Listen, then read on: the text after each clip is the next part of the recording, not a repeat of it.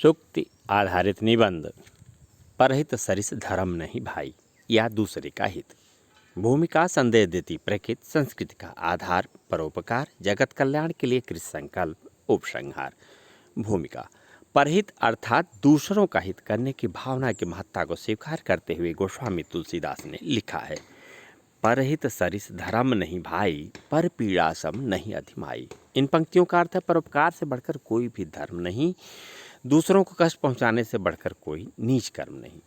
हमारे संस्कृत ग्रंथ भी परोपकाराय पुण्याय पापाय परपीडनम अर्थात दूसरों को हित पहुंचाना पुण्य कारक, दूसरों को कष्ट देना पाप कारक है, जैसे वचनों से भरे पड़े हैं। वास्तव में परहित या परोपकार की भावना ही मनुष्य को मनुष्य बनाती है। किसी भूखे व्यक्ति को खाना खिलाते समय या किसी विपन्न व्यक्ति की सहायता करते समय हृदय को जिस असीम आनंद की प्राप्ति होती है वह अवर्णनीय है, वह अकथनीय है। संदेश देती प्रकृति हमारे चारों ओर प्रकृति का घेरा है और प्रकृति अपने क्रियाकलापों से हमें परहित हेतु जीने का संदेश देती है, प्रेरणा देती है। सूर्य अपना सारा प्रकाश एवं ऊर्जा जगत के प्राणियों को देता है। नदी अपना सारा पानी जन जन के लिए लुटा देती। वृक्ष अपने समग्र फल प्राणियों में बांट देते हैं, तो वर्षा जगत की तप्तता को शांत करती है।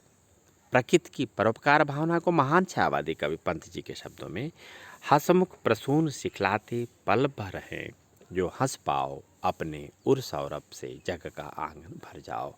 परोपकार संस्कृति का आधार। परोपकार भारत जैसे अपनी परोपकारी परंपरा के लिए विश्व प्रसिद्ध रहा है। यहाँ ऐसे लोगों को ही महापुरुष की श्रेणी में शामिल किया गया है, जिन्होंने स्वार्थ को त्याग कर लोकहित को अपनाया। यहाँ ऋषियों एवं तपस्वियों की महिमा का गुणगान इसलिए किया जाता है क्योंकि उन्होंने स्व की अपेक्षा पर को अधिक महत्व दिया। छायावादी कवि जयशंकर प्रसाद कामायनी में लिखते हैं, औरों को हंसते देखो मनु, हंसो और सुख पाओ, अपने सुख को विस्तृत कर लो, सबको सुखी बनाओ, जगत कल्याण के लिए कृत संकल्प। भारत की भूमि ही वह पावन भूमि है जहाँ बुद्ध एवं महावीर जैसे संतों ने जगत कल्याण के लिए अपना राजपाट, वैभव, सुख सब कुछ त्याग दिया। परोपकार की भावना से उत्प्रोत होने के लिए आवश्यक है कि हम अपने जीवन में प्रेम, करुणा, उदारता, दया जैसे सद्गुणों को धारण करें। दिखावे के लिए किया गया परोपकार अहंकार को जन्म देती है, जिसमें परोपकारी इसके बदले सम्मान पाने की भावना रखता है। वास्तव में यह परोपकार नहीं, व्यापार है। परोपकार तो निस्वार्थ भावना से प्रकृति के विभिन्न अंगों के समान होना चाहिए। राजा भर्तहरि ने नीति शतक में लिखा है, महान आत्माएं अर्थात श्रेष्ठ जन उसी प्रकार स्वतः दूसरों का भला करते हैं, जैसे सूर्य कमल को खिलाता है, चंद्रमा मुकुदनी को विकसित करता है तथा बादल बिना किसी के कहे जल देता है। उपसंहार। परोपकार करने से व्यक्ति की आत्मा तृप्त होती है, विस्तृत भी। उसका हृदय एवं मस्तिष्क अपने पराये की भावना से बहुत ऊपर उठ जाता है।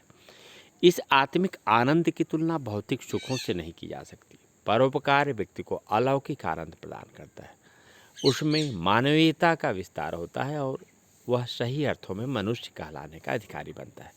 राष्ट्रकवि मैथिली शरण गुप्त ने ठीक ही लिखा है, मनुष्य है वही जो मनुष्य के लिए मरे, यही पशु प्रवृत्ति है कि आप ही चरें।